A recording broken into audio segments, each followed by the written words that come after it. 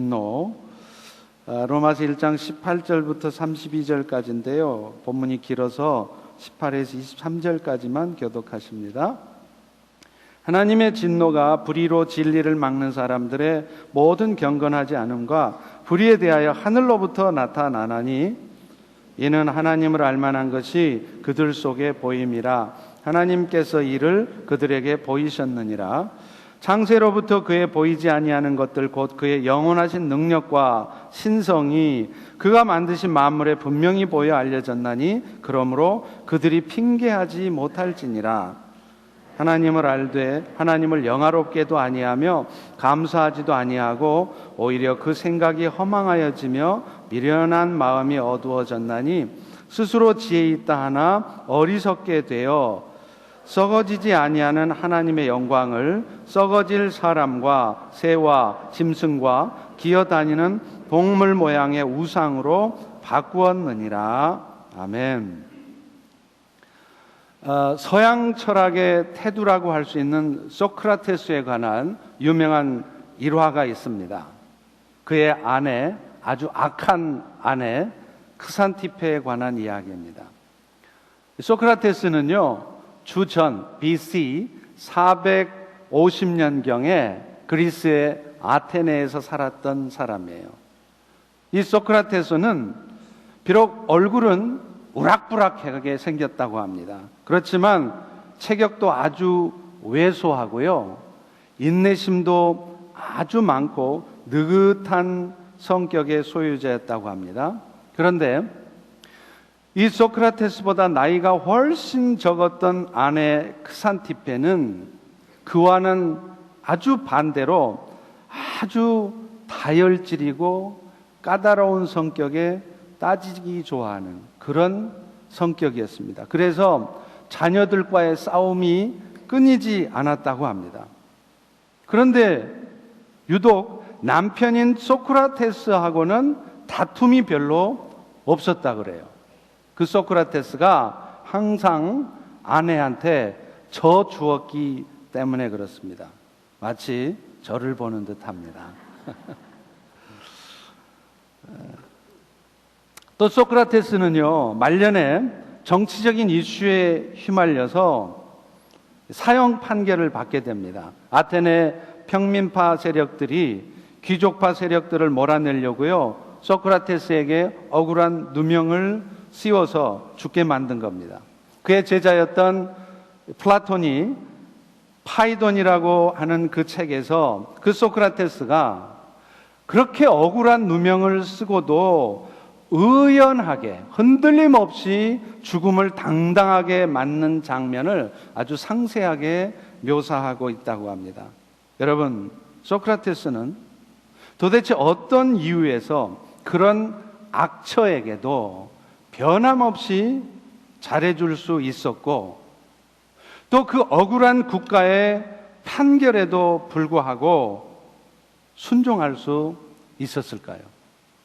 그의 유명한 말에서 그 답을 찾을 수 있습니다. 소크라테스가 한 유명한 말 아십니까? Know yourself. 네 자신을 알라는 것입니다.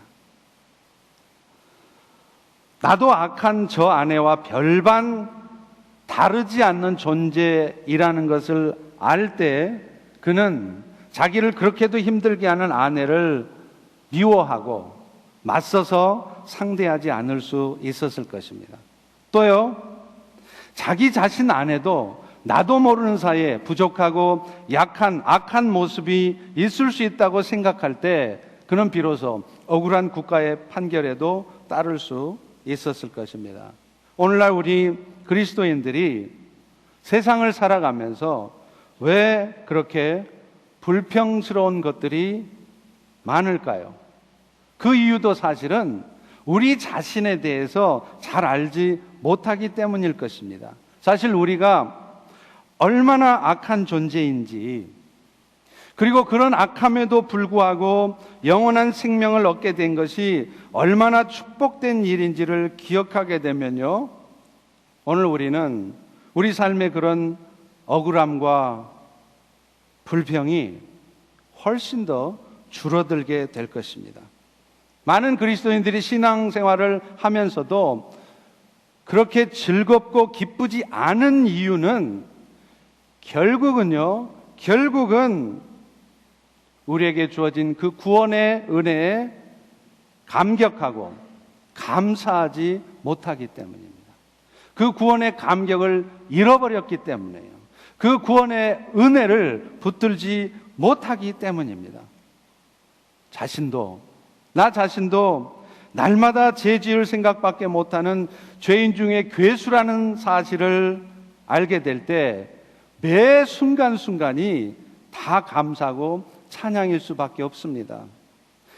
심지어는 내가 지금 갖고 있는 것들 다 잃어버린다 할지라도 자신의 죄악된 삶이 용서되어지고 영원한 생명을 얻은 것만 생각하면 그거 하나도 아깝게 생각이 안 들게 되어 있다는 거예요.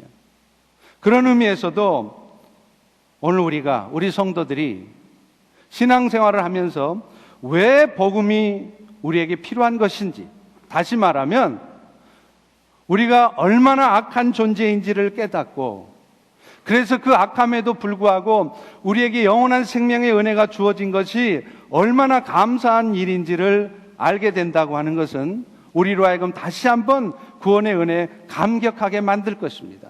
그리고 우리의 삶에도 잃어버렸던 기쁨과 감사가 회복될 수 있도록 하게 될 것입니다.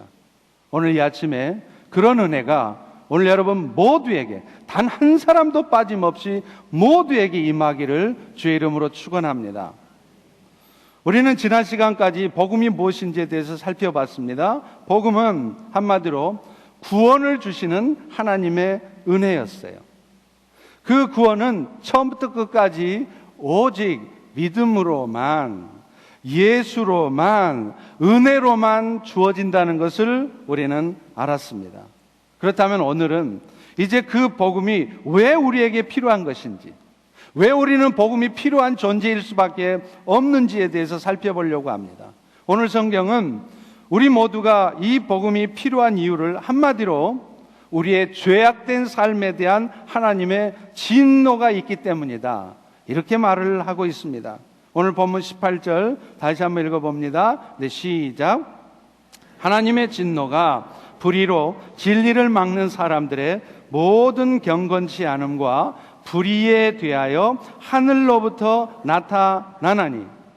오늘 본문은 오늘 우리에게 복음이 필요한 이유는 하나님의 진노 때문이라는 거예요.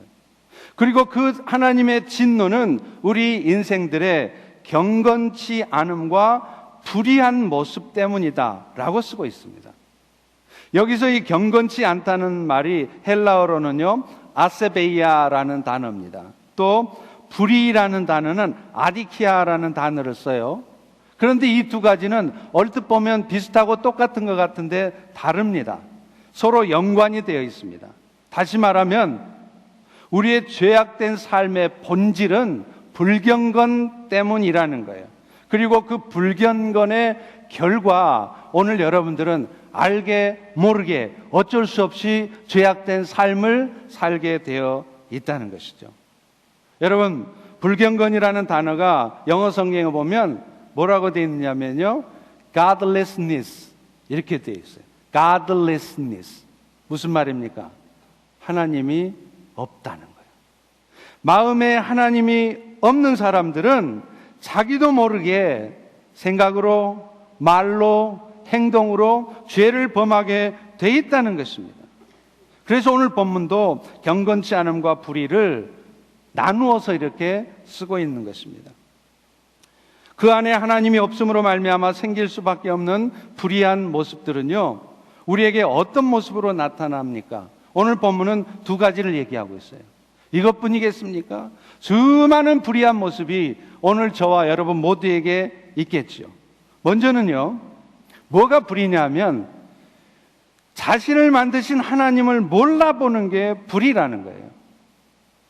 내가 간음죄 안 범했고 사람 안 죽였어도 내가 오늘 나를 지으시고 내 삶의 주인 되신, 나의 주인 되신 하나님을 몰라보고 살고 있으면 그게 죄고, 그 죄에 대해서 하나님은 진노하신다는 겁니다. 사실 하나님께서는요, 이미 온 세상의 것들을 통해서 자신을 나타내 주셨어요.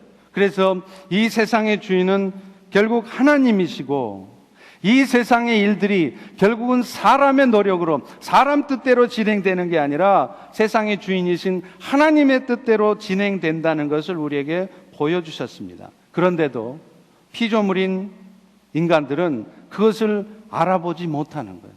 그래서 하나님께 대적하고 하나님 뜻대로가 아니라 자기 마음대로 사는 거예요. 이것에 대해서 하나님은 진노하신다는 겁니다. 19절과 20절 같이 한번 읽어봅니다. 시작. 이는 하나님을 알만한 것이 그들 속에 보임이라. 하나님께서 이를 그들에게 보이셨느니라.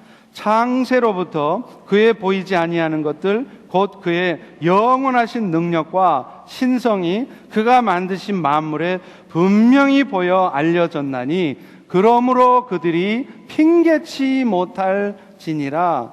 핑계할 수 없다는 거예요.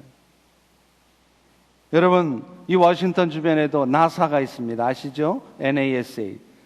나사에서 연구를 활동을 하는 우주 과학자들도요, 이런 고백을 해요. 이 광대한 우주를 연구하면 할수록 하나님의 존재를 인정하지 않을 수 없다는 거예요. 아니, 하나님이 아니시라면 도대체 이 광활한, 이 엄청난 우주가 어떻게 스스로 만들어질 수 있으며, 또 더 놀라운 것은 어떻게 한치의 오차도 없이 서로 충돌하거나 부서지지 않고 그렇게 질서 있게 운행될 수 있느냐는 거예요. 여러분 생각해 보셨습니까? 또 이런 생각은요, 아주 마이크로하게 현미경적인 연구를 하는 의학자들도 동일하게 갖는 것입니다. 인간의 세포를, 이 셀을 미시적으로 연구하던 한 의사는 이렇게 말했습니다. 단 하나의 세포 안에서 일어나는 일들을 면밀히 관찰하다 보면 맑은 날 광활한 우주를 바라볼 때와 같은 경외심에 사로잡힐 수밖에 없다.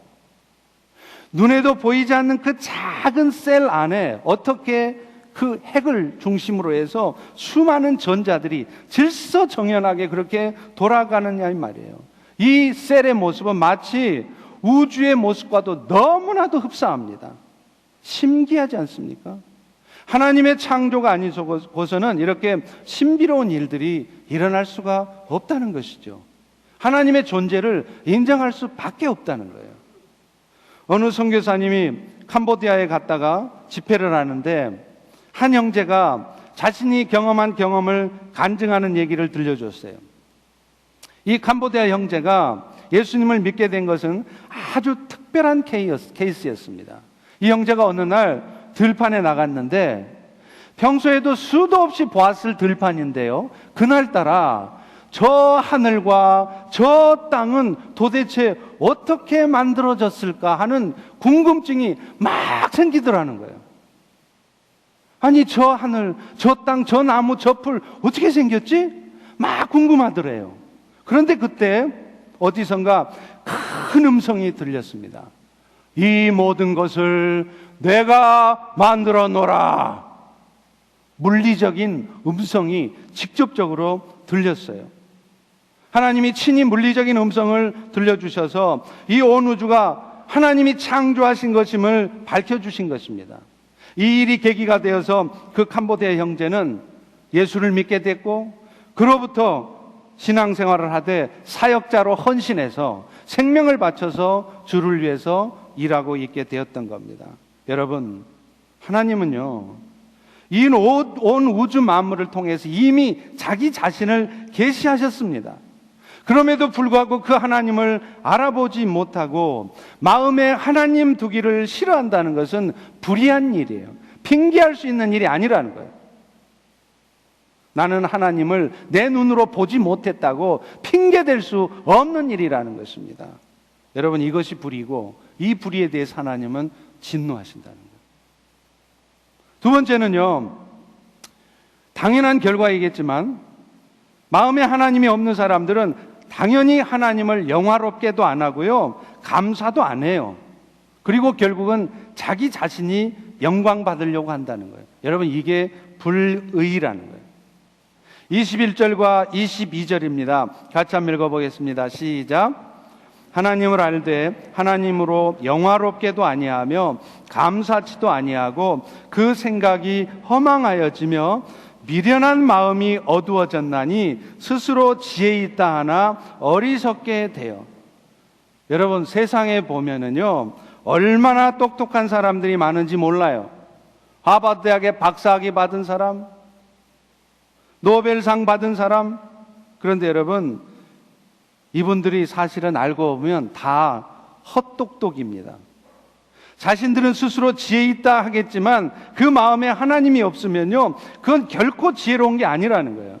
왜냐하면 이 세상 주인 되신 하나님을 못 알아보고, 그래서 하나님의 뜻을 쫓아 살기보다는 자기 욕심, 자기 계획, 자기 마음대로 인생을 사는 사람들은 결코 지혜로운 사람이 아니라고 성경은 말하고 있습니다.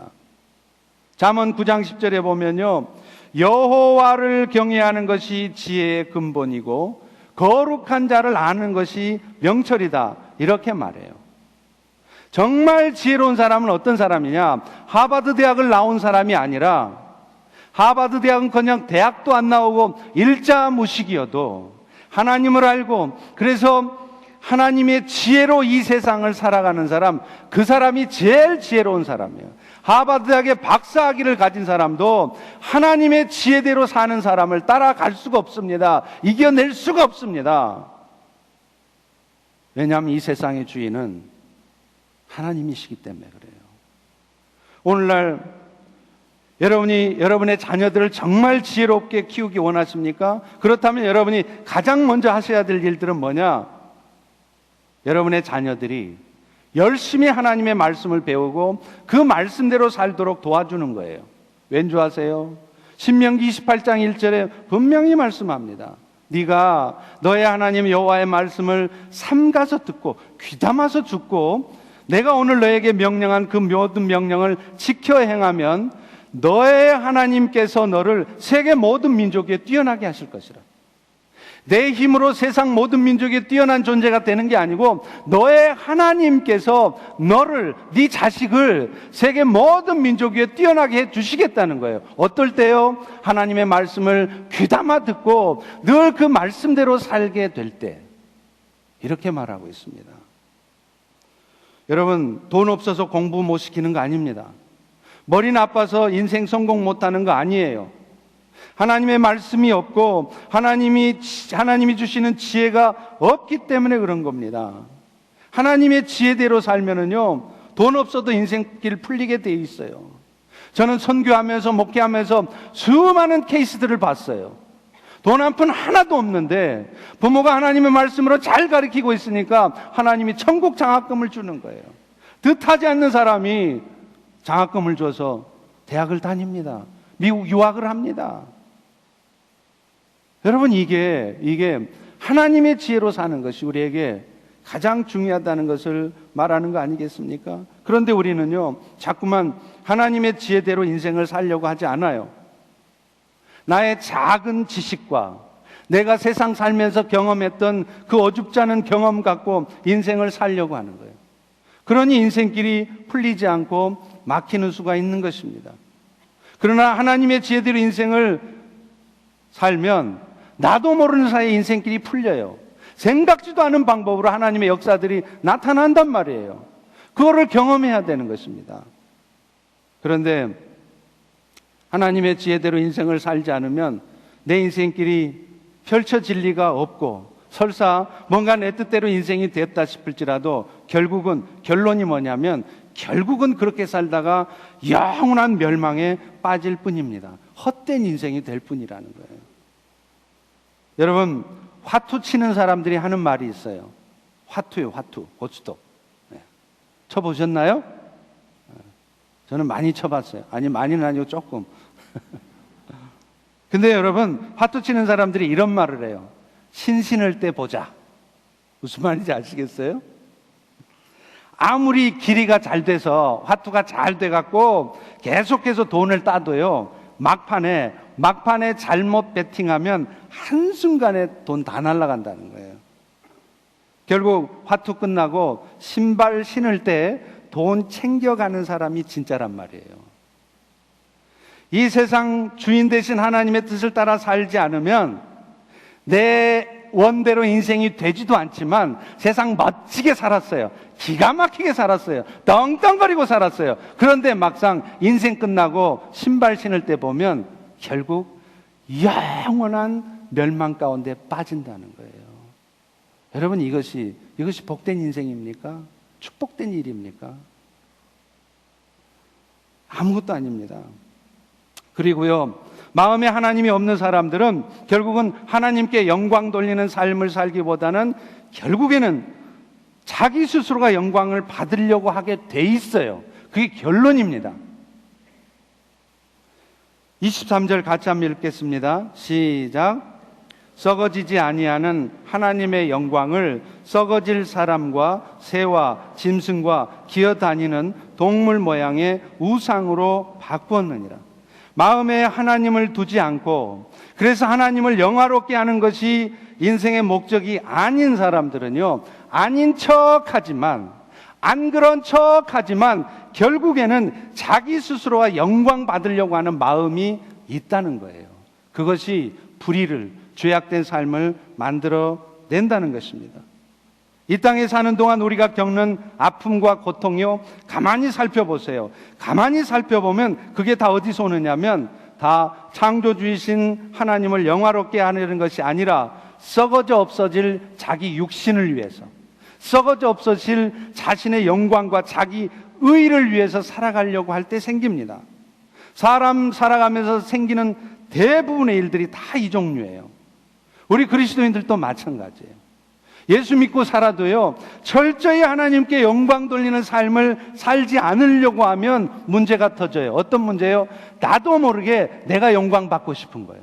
내 의의를 드러내고 싶은 거예요. 그렇게 돼 있습니다.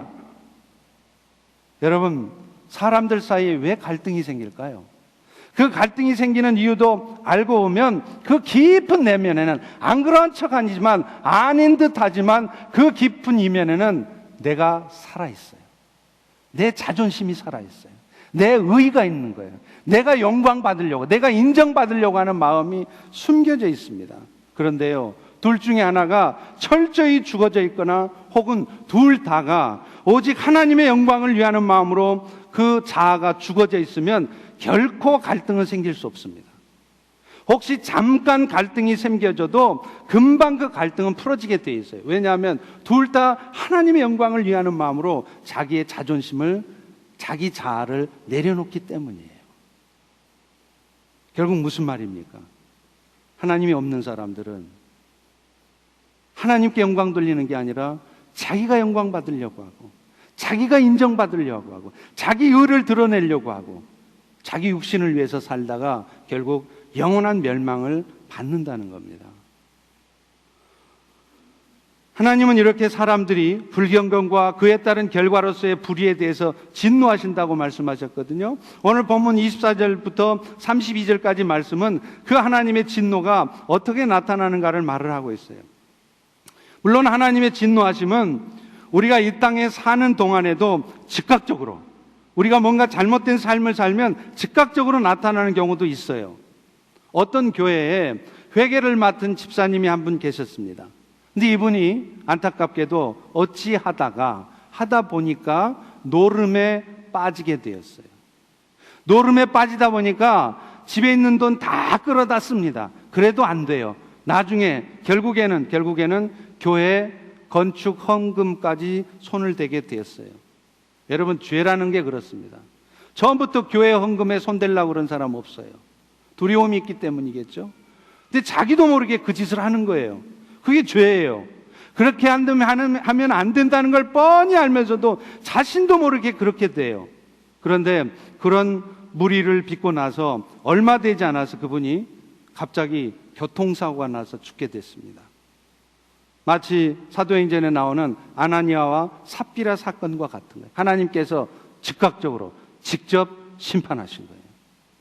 그런데요, 이 하나님의 죄에 대한 진노는 이렇게 즉각적으로 나타나지 않는 경우도 있다는 겁니다. 여러분 기억하십니까? 몇 년 전에 통일교회 교주였던 문선명 씨가 헬리콥터, 헬기를 타고 가다가 그 헬기가 추락하는 사고가 났어요. 여러분, 대부분 헬기 사고가 나면 추락하면 다 죽습니다. 거의 다 죽어요. 그런데 그 수많은 사람을 잘못된 신앙의 길로 인도하던 그 문선명이는 살았습니다. 추락 순간에 그를 따르던 보디가드, 수행원이 그 문선명이 다치지 않도록 자신의 몸을 던져서 그를 보호했다는 거예요. 문선명이도 그래도 사람 하나는 잘 둔 것 같아요. 그뿐입니까? 수많은 기독교인들을 순교의 길로 몰아냈던 북한의 김일성 장군님. 이분은요, 수백 년 먹은 산삼을 수도 없이 먹어서 90살이 넘도록 건강하게 살다가 죽었어요. 여러분, 이런 모습을 보면 우리는 정말 하나님은 살아계신가? 왜 하나님은 불의를 바로 심판하지 않으신가? 의심하고 이해할 수 없는 경우가 있습니다. 그런데 사실은 이것이 더욱 무서운 일이에요. 하나님이 진노하시는 방법 중에 가장 무서운 것은요, 그들이 그 죄악된 삶에 빠져 살도록 계속해서 방치해 두는 것이에요. 그래서 그 죄에 빠져서 멋대로 인생 살다가, 인생 떵떵거리고 살다가, 인생 잘 살다가 결국에는 영원한 지옥 형벌을 받게 만드는 이것이 가장 무서운 하나님의 진노이십니다. 돌이킬 기회를 안 주시는 거예요. 오늘 본문 24절과 26절과 28절을 보세요. 동시에는 나오는 말씀이 있습니다. 뭡니까? 내버려 두사. 가만히 죄에 빠지도록 가만히 내버려 둬요. 불법과 탈법을 자행하면서라도 계속 돈 벌도록 내버려 둔다는 거예요. 이게 무서운 거라는 거예요. 마음의 정욕에 빠져 더러움 가운데 살도록 내버려 두시고요. 부끄러운 욕심에 빠져서 여인끼리 서로 못된 짓 하고, 남자들도 남자끼리 부끄러운 일을 하게 내버려 두시는 거예요. 하나님을 잃어버린 마음에 내버려 두셔서 결국은 하나님 앞에 합당치 못한 악한 일들을 계속하게 내버려 두시는 거예요. 그리고 결국 영원한 멸망에 빠지게 하는 것, 이것이 가장 무서운 하나님의 진노이십니다. 그렇기 때문에 만약 하나님을 떠나서 내 마음대로 인생을 살고 있는데도요, 여러분의 삶에, 혹은 여러분 자녀들의 삶에, 여러분 형제들의 삶에 아무런 문제가 나타나지 않으면 그거 결코 좋아할 일 아닙니다. 정말 하나님이 사랑하시는 아들이라면 하나님은 반드시 그 잘못된 삶을 사는 하나님의 자녀의 삶에 간섭하게 되어 있어요. 히브리서 12장 7절과 8절에 보면 하나님이 아들과 같이 너희를 대우하시나니 어찌 아버지가 징계하지 않는 아들이 있으리요. 징계는 다 받는 것이거늘 만약에 네 인생에 하나님의 징계가 없다면 너는 미안하지만 구원 못 받은 사생자라는 거예요. 교회를 10년을 다니고 20년을 댕겼어도 내가 잘못된 삶을 살고 있는데도 하나님이 징계하지 않고 계신다면 여러분은 지금 구원 못 받은 사람이라는 거예요. 지옥 간다는 거예요. 잠언 3장 12절에 보면 대저 여호와께서 그 사랑하시는 자를 징계하시기를 마치 아버지가 그 기뻐하는 아들을 징계함 같이 하시느니라. 여러분, 부모가 자식이 말 안 들으면 어떻게 합니까? 처음에는 야단도 치고 매도 때리잖아요. 그런데 그래도 말 안 듣면 뭐라 그러죠? 네 마음대로 해라. 그렇죠? 이 말은 자유를 선포하는 것이 아니라 가장 무서운 심판을 내리는 겁니다. 네가 어떤 죄를 범해도 나 상관하지 않겠다는 거예요. 그렇게 멋있게, 행복하게, 아주 멋있게 살다가 지옥 가라, 이 말이에요. 그러므로 오히려 하나님이 내 삶에 간섭하셔서 오늘 여러분의 삶에 혹은 여러분 자녀의 삶에 어떤 고통스러운 일이 발생하고 있다면 그게 하나님의 은혜입니다.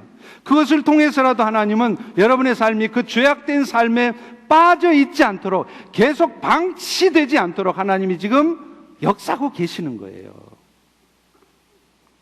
어떤 성도님의 가정에 갑자기 청천벽력과도 같은 일이 벌어졌습니다.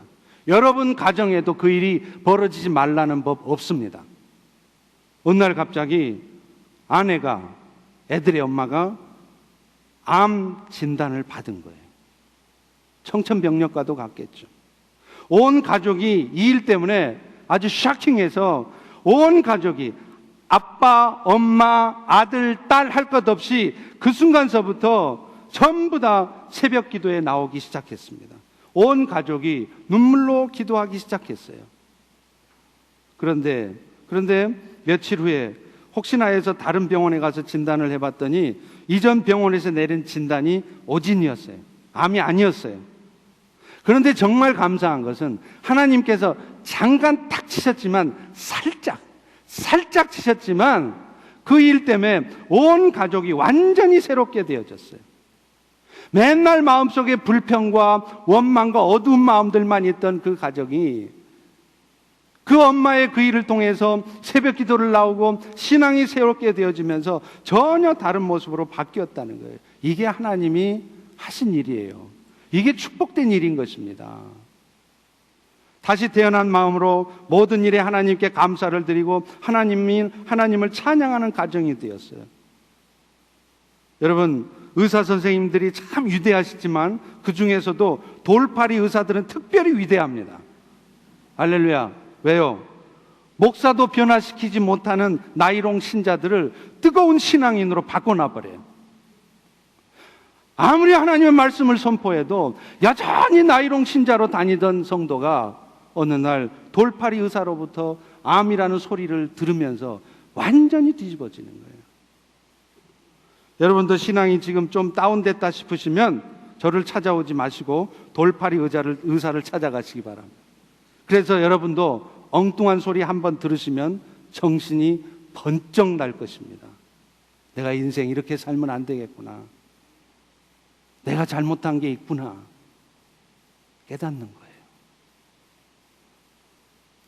우리가 하나님의 자녀인 것이 맞다면 하나님은 잠시 우리의 삶을 고통 가운데 던져놓을지라도 결국은 그 일 때문에 우리가 새로워지게 하세요. 그런데요, 하나님의 은혜를 입지 못한 사생자라면 그들이 어떤 죄 가운데 있어도 하나님은 내버려 두십니다. 그 죄 가운데 인생 멋있게 살라고 가만 내버려 두세요. 그게 축복이 아니에요.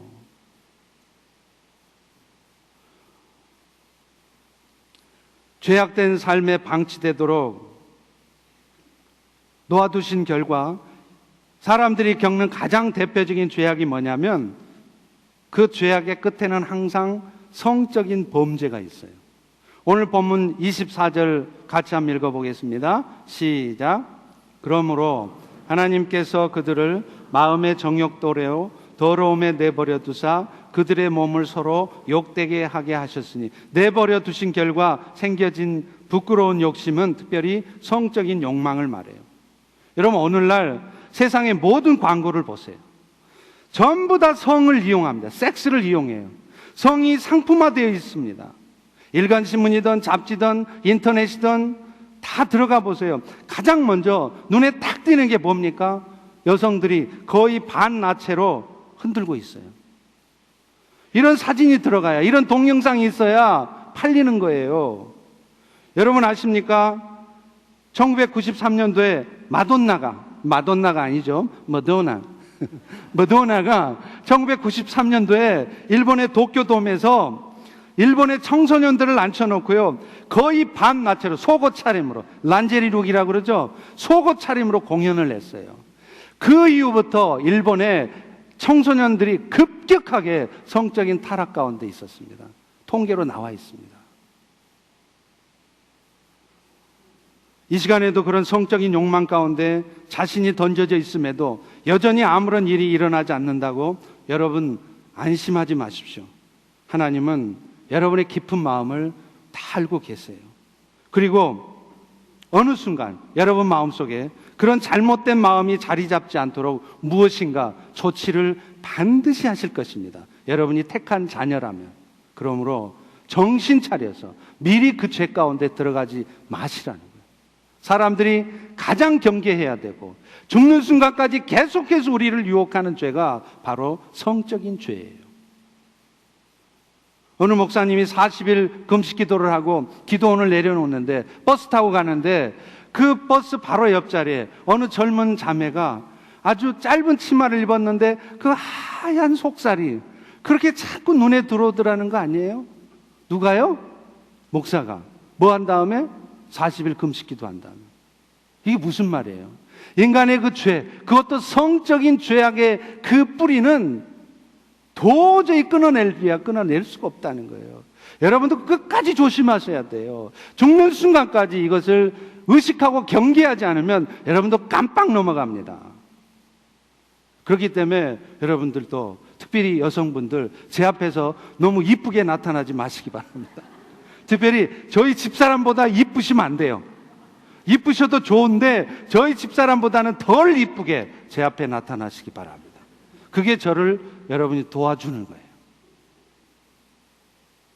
그런데 더 안타까운 일은요, 이런 성적인 욕망마저도 왜곡되어서 나타난다는 겁니다. 남자가 여자를 찾는 게 아니라 남자가 남자를 찾고 여자가 여자를 찾는 이상한 현상이 생겨요.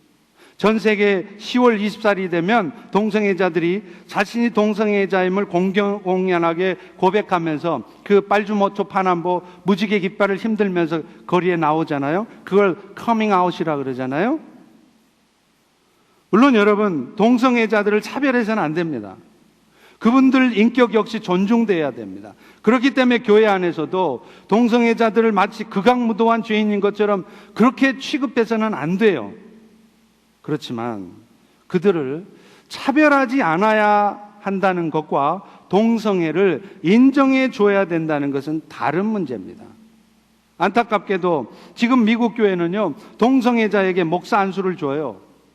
동성애를 극복하고 동성애자들의 영혼을 섬기려고 하는 사람이라면 목사 안수를 줘야 합니다. 적극적으로 줘야 됩니다. 그러나 동성애를 아직 극복하지 못하고 있고 심지어는 그것을 극복하려고 하는 의지조차 없는 사람을 목사로 세운다는 것은 성경이 금하고 있는 일을 적극적으로 행하고 있는 것이 되는 거예요. 많은 사람들이 동성애는 선천적인 것으로 생각해요. 그렇지만 그래서 동성애자들 자신들 역시도 동성애는 극복하기 힘든 것이라고 스스로 포기해버려요. 그런데 실제로 동성애를 극복한 사람들의 간증을 들어보면요, 동성애는 절대적으로 선천적인 게 아니에요. 지금 20년 동안 동성애자들의 DNA를 연구한 학자들이 20년을 연구해도 아직도 동성애에 대한 DNA를 발견을 못했습니다. 동성애는 후천적이라는 얘기예요. 사실 동성애를 극복할 수 있느냐 없느냐는 동성애 문제를 하나님 앞에 죄의 문제로 보느냐 그렇지 않느냐에 달려 있습니다. 동성애를 그저 인간들이 하는 사랑의 한 표현으로만, 사랑의 한 종류로만 인정을 하는 사람은 동성애가 극복이 안 돼요. 오늘날 세상법에서는 동성애를 죄로 보지 않고 있습니다. 그거 인정해 줘야 돼요, 우리가. 그렇지만 그렇다고 해서 하나님이 그걸 인정하고 있느냐? 하나님은 그렇게 인정하고 계시지 않습니다. 동성애는 하나님의 창조 질서에 어긋나는 것이고 하나님 앞에 죄를 짓는 것이라고 분명히 말하고 있다는 거예요. 그렇기 때문에 동성애 문제를 오히려 하나님 앞에서 죄악된 일로 인정하는 사람은 극복하기가 쉬워져요. 마치 예수 그리스도의 십자가의 보혈이 간음죄를 범하고 살인죄를 범한 사람을 용서하고 그들이 하나님의 도우심을 따라서 회복된 삶을 살 수 있는 것처럼 말이죠. 예수님의 십자가의 보혈이 모든 사람들의 죄를 씻어내듯 예수님이 동성애의 죄도 용서받게 하고 또한 그 죄를 극복할 수 있도록 도와주신단 말이에요. 그런데 안타깝게도 많은 동성애자들은 이 문제를 죄의 문제로 보지 않는다는 것이 문제라는 것입니다. 그러나 성경은 오늘 본문 27절에도 분명히 말하죠. 그와 같이 남자들도 순리대로 여자 쓰기를 버리고 서로 향해 음욕이 불릴 듯하며 남자가 남자와 더불어 부끄러운 일을 행해 그들의 그릇 때문에 상당한 보응을 받았느니라. 성경은 남자가 순리대로 여자 쓰기를 버리고 서로 향해 음욕이 불릴 듯한 것을 분명히 부끄러운 일이라고 그렇게 쓰고 있습니다. 그리고 그런 잘못된 동성애의 결과 그의 상당한 보응이 나타났다고 말해요.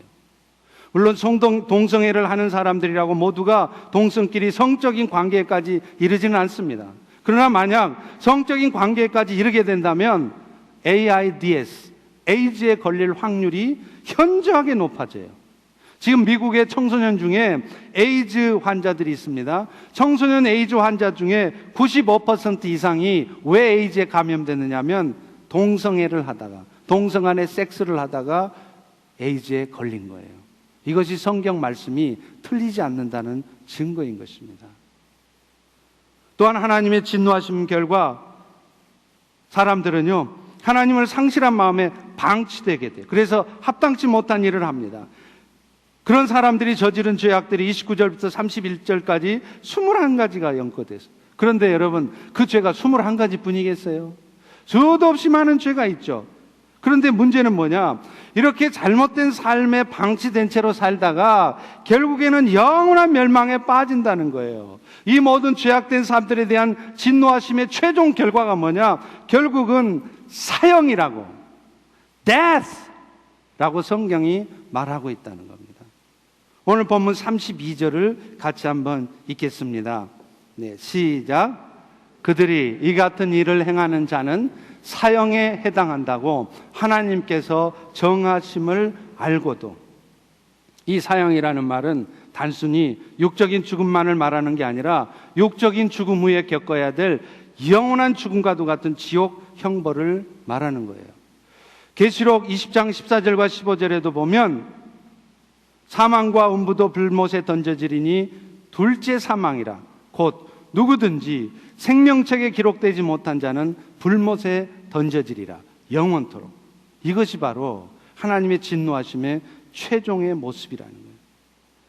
오늘 우리 모두는요, 언제 사형이 집행될지 모르는 사형수 같은 존재들입니다. 우리의 죄악된 삶에 대한 하나님의 진노는 우리로 하여금 사형수의 삶을 살게 한 거예요. 그런데 하나님께서는 이렇게 당신의 진노 가운데 멸망할 수밖에 없는 우리들을 긍휼히 여겨주셨어요. 그래서 그 진노 가운데서 빠져나게 해주셨습니다. 어떤 방법으로요? 우리 안에 다시 하나님을 심어주시는 것이에요. 앞서 살핀 것처럼 우리 모든 죄악의 원인은 결국은 한마디로 우리 안에 하나님이 없기 때문이에요. 하나님이 없는 우리들에게 하나님은 오늘 또 은혜 베푸사 여러분 안에 하나님을 집어 넣어주셨다는 거예요. 그 하나님 때문에 오늘 여러분은 그 영원한 멸망과 하나님의 진노로부터 자유케 된 것입니다. 이것이 우리가 누리는 가장 큰 축복인 것입니다. 그렇기 때문에 이런 죄악된 삶을 벗어나서 그 죄악된 삶을 이겨내기 위해서 우리에게 필요한 일은 가장 먼저 우리 안에 하나님이 있게 하는 일이고, 오늘 또 그 하나님을 붙들고 사는 일이에요.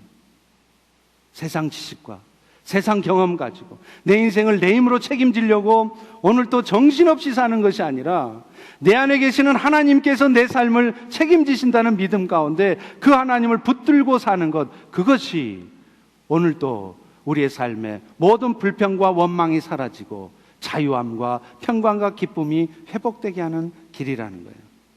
그런데 한 가지 기억하실 게 있습니다. 하나님은요, 이 하나님이 우리 가운데 임하게 하실 때 하시는 작업이 있어요. 오늘 또 우리가 세상 것을 붙드는 게 아니라 하나님을 붙들고 내 안에 계시는 주님을 붙들고 살게 하려고 하시는 작업이 있습니다. 그것은 우리의 삶의 상황이, 여건이 우리 스스로의 힘으로는 어찌할 수 없는 극한 상황에 가도록 하나님이 만드신다는 거예요. 돈 때문에, 건강 때문에, 사람 때문에 우리가 어찌할 수 없는 너무나도 힘들고 고통스러운 상황에 가도록 우리의 삶을 몰아가신다는 거예요. 그렇게 뭐 하겠다는 거냐? 그 가운데 하나님이 우리 가운데 들어오게 하시고 우리 안에 계시는 하나님만을 붙들게 하시겠다는 겁니다. 사람들은요, 우리 형편이 살만하면 우리는 결코 하나님을 찾지 않습니다. 내 인생에 괴로운 일이 없으면요, 내가 돈 문제 때문에 힘들거나 건강을 잃어버리거나 혹은 사람 때문에 힘든 일이 없으면 우리는 결코 하나님을 찾지 않아요. 그게 인간의 어쩔 수 없는 본성이에요. 그래서 하나님은 자신의 악한 모습에 스스로 실망할 수밖에 없는 일을 터뜨리세요. 그래서 그 일을 통해 주님을 찾게 만드시는 거예요. 사랑하는 가족 중에 아직 예수님을 받아들이지 않은 분이 계십니까? 그런데도 그분의 삶이 형통해서 지금 하는 일이 뭐든지 다 잘 되고 육신의 평안함 가운데 있나요? 여러분 자신이, 여러분 남편이, 여러분 자식들이, 여러분 형제가 그렇게 하나님이 없는데도 세상에서 떵떵거리고 잘 살고 있습니까? 여러분, 그거 좋아할 일 아닙니다. 반대로요, 아직 예수님을 영접하지 않고 있는데, 예수님을 온전히 붙들지 않고 있는데 그들의 삶에 고통스러운 일이 발생했습니까? 슬퍼하지 마십시오. 하나님은 그 일을 통해서 그분들 안에 예수님을 집어넣어 주시려고 하는 거예요. 그 안에 계시는 예수님만을 붙들고 살게 하시려고 하는 거예요. 남편이 아직 안 믿는 어느 성도님 집을 신방을 했습니다. 남편 안 믿는 자매가 있는 집에. 그런데 그 성도님이 이렇게 말을 해요. 목사님, 우리 집은 정말 하나님이 축복해 주셨어요. 우리 남편 사업이 얼마나 잘 되는지 몰라요. 정말 하나님께 감사해요. 여러분, 이게 정말 좋아할 일일까요? 하나님께 정말 감사할 일일까요? 축복된 일일까요? 지금 자기 남편이 어디로 가고 있는지 잘 모르고 하는 소리입니다. 지금 남편은 벤츠 타고 낭떠러지로 향하고 있어요. 그런데도 남편 사업 잘 돼서 내가 먹고 살기 좋아졌다고, 편해졌다고, 그걸 좋아해요? 지금 남편은 벤츠 타고 낭떠러지로 곧 죽게 생겼는데 그걸 좋아하냔 말이에요.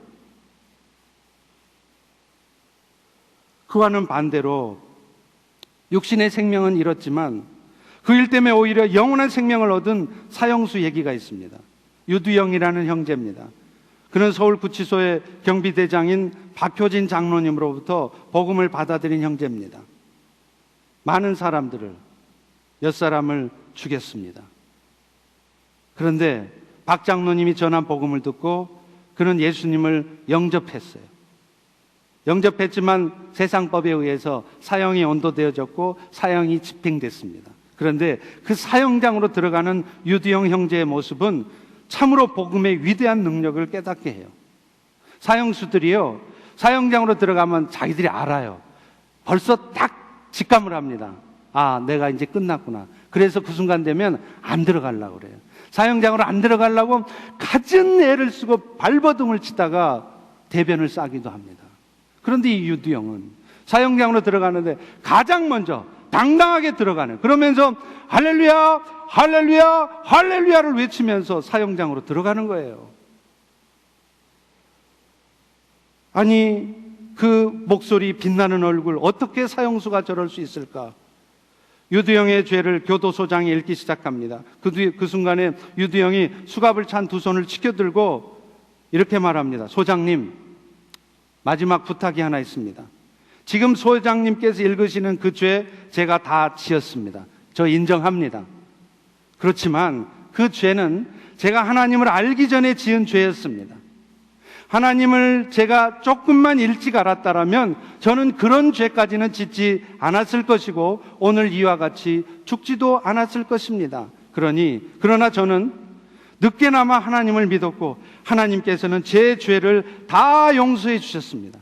하나님이 이미 다 용서해 주시고 기억도 않겠다고 하시는 그 더러운 죄목을 마지막 가는 길에 다시 듣고 가기가 싫습니다. 이렇게 말했어요.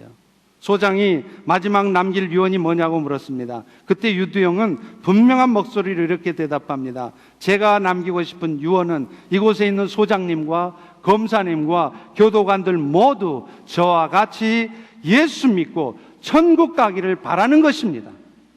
마지막 유언이 아무것도 아니에요. 딴 거 아니었어요. 오직 하나, 당신들도 나처럼 예수 믿고 천국 가기를 원합니다. 여러분, 죽음 앞에서도 당당하고 오히려 다른 사람들을 걱정하며 기쁨 가운데 죽어갔던 그 힘이 어디서 나올까요? 그것은 자신의 지은 죄가 얼마나 큰 것이며 그 죄를 용서받는 일이 얼마나 축복되고 감사한 것인지를 알았기 때문입니다. 사랑하는 성도 여러분, 오늘 우리도 신앙생활 하는데 별로 기쁨이 없다면 내가 얼마나 죄악된 존재였는지를, 그리고 또 지금도 여러분 안에는 그 그 죄악된 본성이 여전히 있다는 사실을 기억하시기 바랍니다. 오직 예수 그리스도의 보혈로 그 모든 죄들이 용서되어졌고 지금 이 순간에도 여러분 안에 함께 거하시는 성령의 도우심을 따라 오늘도 여러분은 분명하게 영원한 천국을 향하여 가고 있다는 것을 기억하시기 바랍니다. 그 사실에 감사하면 바로 지금 이 순간 right now, 바로 지금 여러분 안에 있는 불평과 원망과 두려움과 염려는 바로 지금 이 순간 사라지게 될 것입니다. 그리고 여러분의 삶에도 놀라운 복음의 능력이 나타나게 될 것입니다. 이 은혜가 여러분에게 있기를 축원합니다.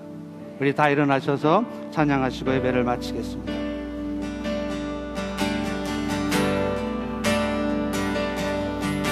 세상의 유혹 수염이 내게 몰려올 때에 나의 힘으로 그것들 모두 이길 수 없네. 거대한 폭풍 가운데 위축된 나의 영혼 어찌할 바를 몰라 헤매이고 있을 때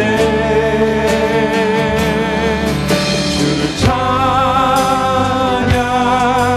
손을 들고 찬양.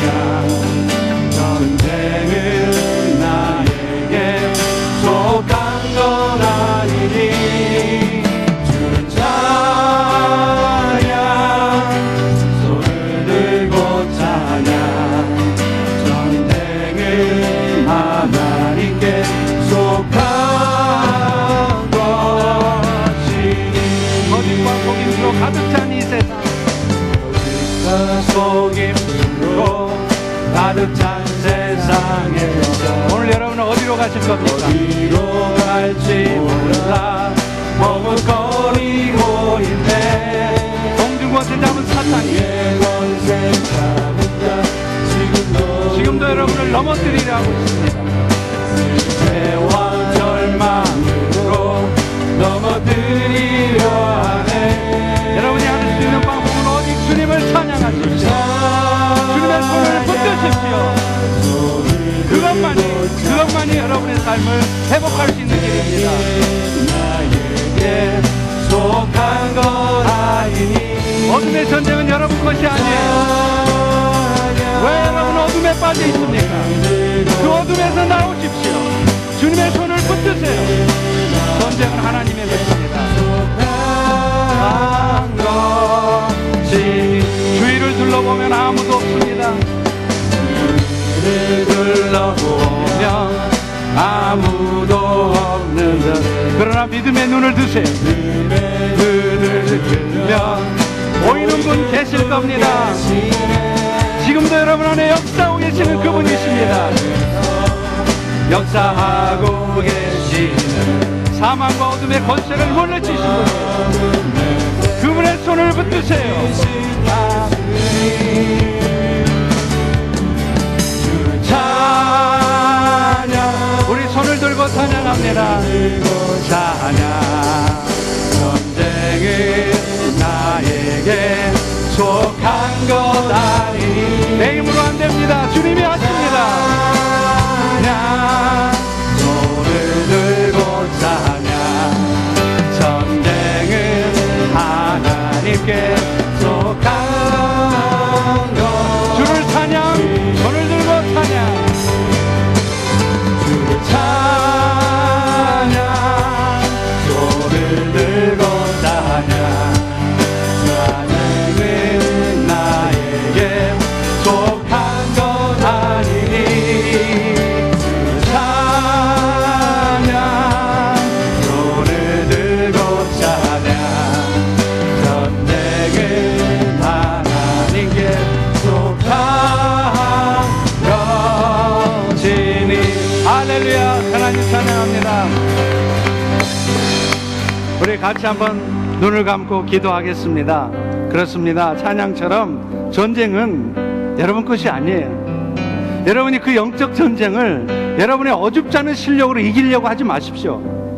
여러분 스스로의 힘으로는 그 어둠에서 절대로 빠져나올 수 없습니다. 계속 어둠이 여러분을 사로잡을 것입니다. 그 어둠 가운데 빠져있게 할 것입니다. 주님의 손을 잡으십시오. 하나님, 이제 주의 손을 잡고 그 어둠에서 나와서 이제 그 영원한 나라를 위해서 힘차게 일어서서 나아가겠습니다. 나를 도와 주시옵소서. 우리 동성으로 같이 기도하겠습니다. 할렐루야.